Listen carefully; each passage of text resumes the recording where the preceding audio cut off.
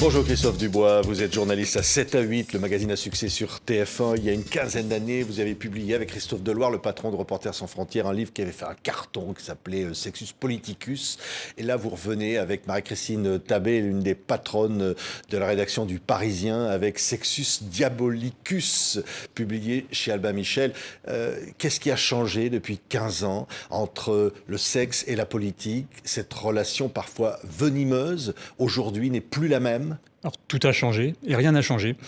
Il y a 15 ans, on racontait en quoi le sexe et la politique faisaient bon ménage. Il y avait une vision presque idéalisée, presque romanesque de la relation entre le sexe et la politique.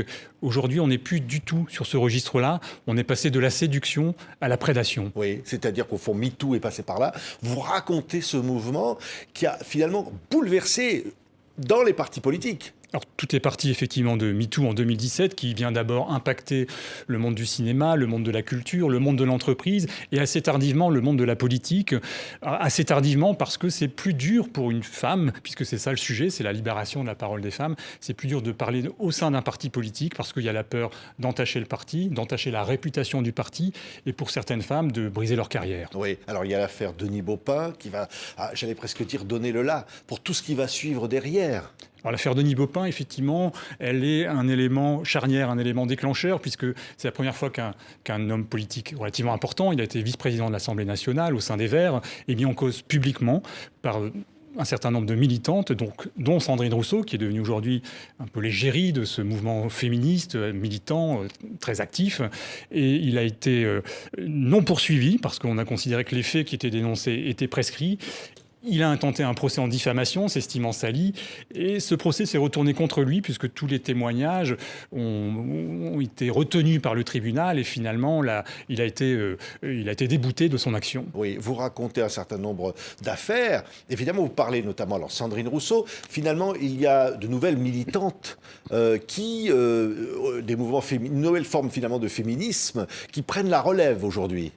C'est le cœur du livre, c'est une immersion dans cet univers qu'on connaît assez mal, dont on entend parler de ci, de là au fil des affaires, qui sont en fait des militantes très jeunes, elles ont entre 20 et 40 ans, elles sont venues à la politique ou au militantisme par le féminisme, et elles ne se reconnaissent pas dans les partis traditionnels, donc elles créent des collectifs et surtout maîtrisent parfaitement l'arme, je dis l'arme à juste titre parce que c'en est une, des réseaux sociaux, et sont des collectifs tout à fait informels, ils s'en créent un qui disparaît, ils s'en créent un autre, et elles sont, il faut bien le dire, assez redoutables. Oui, alors ça veut dire que désormais, on ne fait plus de la politique comme avant, d'une certaine façon. Il n'y a plus de frontières, on le savait déjà depuis quelques temps, mais il n'y a plus de frontières entre le privé et la vie politique. On l'a vu récemment avec l'affaire Adrien Quatennens. Donc, ce pourquoi il a été condamné, c'est du ressort de la vie privée. Il s'agit d'une gifle, d'une violence conjugale qui l'a amené, alors aux yeux des féministes, ça n'était pas suffisant, à se mettre en retrait de son parti. En tout cas, on voit que le curseur, qui avant était relativement clair, ce qui est judiciaire est condamné, entraîne l'exclusion du champ politique, n'est plus valable aujourd'hui. Ce que veulent les féministes aujourd'hui, c'est une forme de justice sans justice. Oui, alors c'est une justice aussi parfois faite par les partis eux-mêmes, non plus devant les prétoires habituels. Donc par les partis eux-mêmes, c'est par exemple le cas de l'affaire Bayou, Julien Bayou, et qui finalement ne va pas fonctionner. Alors tout a dysfonctionné dans cette affaire. Julien Bayou, c'est à l'époque des faits le patron des Verts. Il est mis en cause par une de ses anciennes compagnes. Donc on est dans un problème de couple, a priori, sauf que cette ancienne compagne est elle-même une militante féministe et elle a perçu quelque chose qui est de l'ordre de l'emprise, de l'abus d'autorité. Oui. Et ce dont il est question, c'est les violences psychologiques qui... une notion assez mal définie. En tout cas, ça a entraîné là aussi un retrait temporaire de la vie politique. Et ce qui est très intéressant, c'est la manière dont il a été mis à mort publiquement par Sandrine Rousseau dans une émission de télévision, et qui est son opposante politique. Donc la question qu'on peut se poser, c'est aussi la question de l'instrumentalisation de ces affaires à des fins politiques. Oui, alors il y a une autre affaire, Tahar Bouraf, lui devait être investi par la France Insoumise et il ne le sera pas. Et vous racontez les dessous de cette affaire. Alors, Tahar Bouraf, c'est un candidat aux élections législatives sur une liste des Insoumis. Et effectivement, le parti LFI est destinataire d'un signalement grave de supposé viol. Les dirigeants sont un petit peu pris au dépourvu. Ils consultent même un avocat pour se faire une opinion. L'avocat leur confirme que si ce qui est écrit dans cette lettre, qui vient d'une militante, est vrai, on est sur des faits extrêmement graves. Mais les choses ne se passent pas comme on aurait pu l'imaginer. C'est-à-dire que la cellule d'enquête interne qui a été créée au sein d'LFI n'est même pas saisie. On bricole et donc on demande à Tabouaf d'arrêter sa campagne, mais on invoque un faux prétexte, enfin en tout cas un prétexte qui n'est pas le bon, qui est celui, il serait victime de racisme, on lui de dit, discrimination. on va dire que tu es victime de racisme et on va dire ça aussi également pour ne pas retrait. Oui, par contre, on ne peut pas également faire connaître le témoignage de son accusatrice. Voilà, ce qui est paradoxal venant d'un parti qui par ailleurs a recruté beaucoup dans les rangs féministes en 2017 puis en 2022. C'est un parti qui a attiré nombre de militantes et qui donc effectivement n'est pas allé jusqu'au bout de la logique politique et de l'appareil politique. Oui. Et on peut se demander pourquoi l'appareil judiciaire n'a pas été saisi, par exemple. Alors justement, pour finir sur la France insoumise, il y a finalement une relation qui finalement va être déçue entre Jean-Luc Mélenchon et ses nouveaux mouvements féministes. Alors, on a appelé le chapitre sur Jean-Luc Mélenchon le dernier des machos. Jean-Luc Mélenchon, c'est quelqu'un qui dit s'être déconstruit il y a très longtemps, pour reprendre le terme un peu à la mode, avoir pris conscience que nous étions le produit culturel par notre éducation d'une forme de patriarcat. Et encore une fois, il est passé de la parole aux actes. Effectivement, il y a eu un programme extrêmement féministe qui va être très populaire. Il a fait partie du top 3 dans les milieux féministes, voire le candidat favori des féministes. Et c'est vrai que ça n'a pas résisté à l'épreuve des faits et des amitiés personnelles, puisqu'il a soutenu à tout craint, notamment Adrien Quatennens, son dauphin à l'époque, sans avoir une parole pour les femmes qui, évidemment, se sont rangées derrière la compagne qui avait déposé plainte contre lui. Alors, vous racontez évidemment aussi des affaires à droite. Damien Abad, bon, ce sont des affaires qui ont défrayé la chronique, encore maintenant, mais finalement qui se ressemblent. Alors, Damien Abad, c'est une affaire qui est quand même particulièrement intéressante parce qu'elle intervient au moment du début du second quinquennat d'Emmanuel Macron et c'est la première vraie crise politique que connaît Emmanuel Macron. Donc ça souligne à quel point ces affaires à caractère sexuel deviennent des affaires qui peuvent déstabiliser l'appareil politique. Elle est intéressante aussi à un autre titre, c'est que la personne qui dénonce, enfin qui accuse Damien Abad... Ce sont des faits très graves, elle l'accuse de tentative d'avoir de viol, drogué, etc. Ils sont des faits qui remontent il y a plus de 10 ans. Donc on voit bien l'effet libération de la parole des femmes. Et en tout cas, la personne qui l'accuse et qui fait qu'une enquête préliminaire est déclenchée, et donc ça déclenche la démission de Damien Abad, n'est pas du tout une féministe. Elle ne se reconnaît dans aucun de ses mouvements. En revanche, ce qu'elle dit, c'est qu'on lui a demandé il y a 10 ans, alors qu'elle voulait déjà dénoncer ces faits, de se taire et que ça allait même se retourner contre elle. Oui, alors évidemment, on peut parler du ministre de la Justice aussi, du ministre de l'Intérieur, M. Darmanin. Là aussi, il y a un certain nombre de personnalités qui deviennent un peu les repoussoirs de ces mouvements féministes. Alors, tout se confond, en réalité. C'est aussi un sujet, c'est-à-dire que tout est mis sur le même niveau.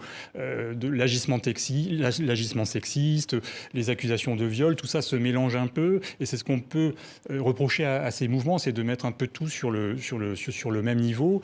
Alors, c'est vrai que cette lutte, elle s'est incarnée autour de personnalités politiques qui, quelque part, cachent une espèce d'angle mort du sexisme en France, qui est notamment l'échelon local. Les lois de parité ont amené à une présence de femmes beaucoup plus importante au niveau municipal, au niveau des collectivités territoriales. Et là, il y a du boulot. On a été destinataire de témoignages de femmes qui n'ont pas vraiment de relais nationaux et qui sont victimes d'un sexisme d'un autre âge. Voilà, il y a des débordements, mais au fond, la parole se libère. Et ça, c'est absolument un changement, parce que vous racontez les années précédentes, Chirac, Giscard, une autre façon finalement des relations entre la politique et le sexe. Et au fond, on doit se réjouir quand même de ça.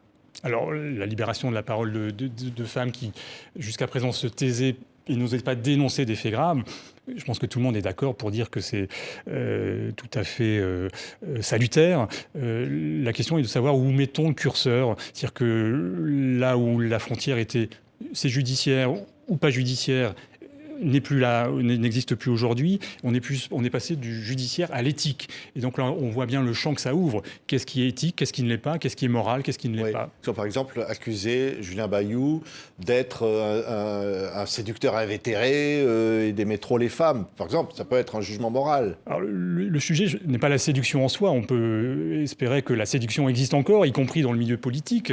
Le sujet avec Julien Bayou, c'est le fait que cet homme plutôt jeune ait eu finalement un comportement un peu vieux modèle, puisqu'il a, au fil de son ascension politique, collectionné les femmes.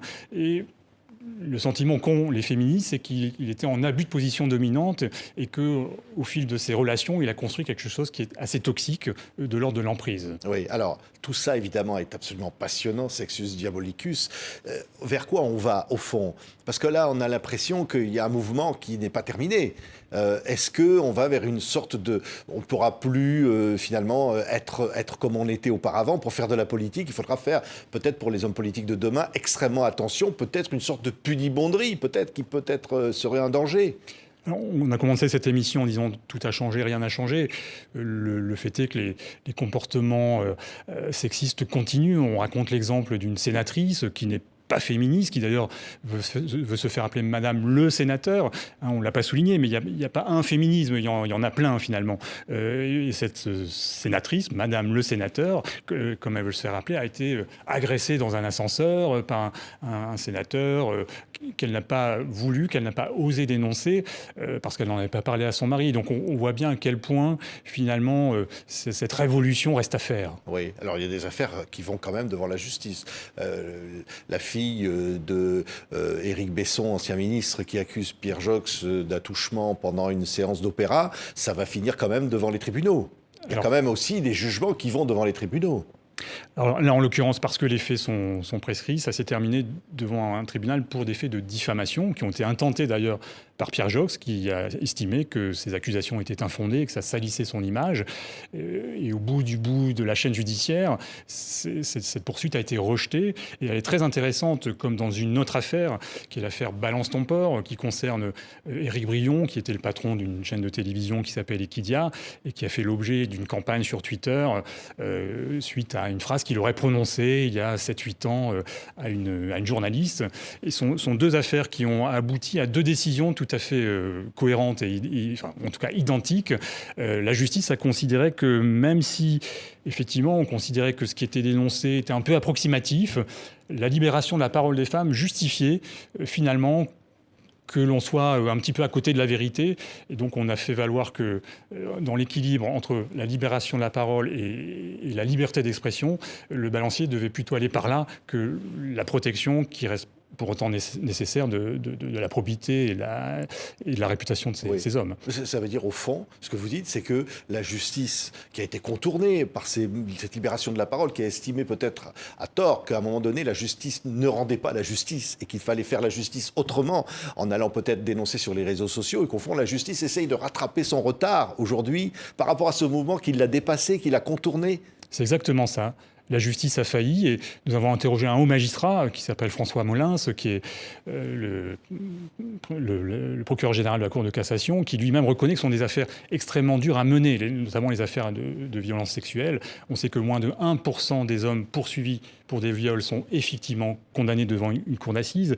Donc la justice n'est pas parfaite, elle est complètement perfectible. Effectivement, elle se rattrape bon an, mal an, avec des choses un peu bricolées, et notamment en matière de prescription. Beaucoup de ces faits dénoncés aujourd'hui ne sont plus poursuivables parce que la prescription est passée par là. Et la justice a inventé une nouvelle catégorie d'hommes, les condamnés au soupçon, c'est-à-dire qu'elle considère que, certes, les faits ne sont jamais poursuivis parce qu'il y a prescription, mais en revanche, on a quand même regardé le dossier et on considère que les faits sont établis. Donc on a cette cote mal taillée d'hommes qui sont ni innocents, ni coupables. Oui, et au fond, la question de la vie privée, parce que vous racontez, par exemple, l'actuelle première ministre, Elisabeth Borne, vous le dites très franchement dans ce livre, vous dites les choses franchement, et certains vont essayer de chercher pour savoir quelles sont ses orientations sexuelles personnelles. C'est ce qui est du domaine privé. Mais au fond, elle va être obligée de s'afficher avec un homme pour démentir. Au fond, c'est ce qui deviendra une rumeur. Alors, ce qui est intéressant, c'est que l'homosexualité masculine est totalement normalisée. Il y a plusieurs membres du gouvernement qui sont homosexuels et qui l'ont dit. Ça n'a pas fait le début d'une vague. La question s'est posée pour Elisabeth Borne et on voit bien que ça a suscité un autre débat. Le sentiment que ça donne, c'est que l'homosexualité féminine reste un tabou aujourd'hui et que ça reste quelque chose qui n'est pas complètement normalisé. Alors c'est vrai qu'elle l'a démenti, que par ailleurs elle a été prise en photo à Saint-Tropez, qui n'est pas l'endroit le plus discret pour se promener avec un homme, et qu'elle a ensuite fait un démenti dans le journal Tétu, qui est plutôt le journal où on fait son coming out. En tout cas, vous avez raison, ça montre qu'il n'y a plus de frontières entre le privé et le politique, et le public. Oui, et puis parfois des campagnes calomnieuses, comme a été victime Brigitte Macron. Vous en parlez également, calomnieuse, voire même attaquée sur son physique par le président brésilien. C'est-à-dire qu'il n'y a plus cette frontière.